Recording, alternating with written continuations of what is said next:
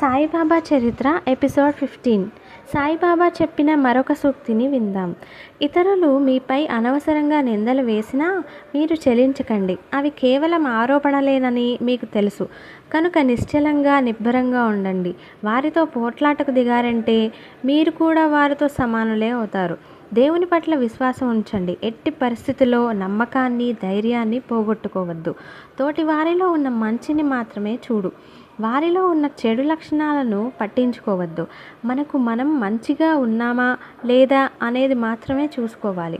మనం పరీక్షించుకుంటూ సమీక్షించుకుంటూ సన్మార్గంలో సాగిపోవాలి.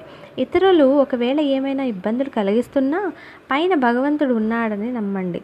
దేవుడు మీకు తప్పక సహాయం చేస్తాడనే విశ్వాసాన్ని ఉంచండి.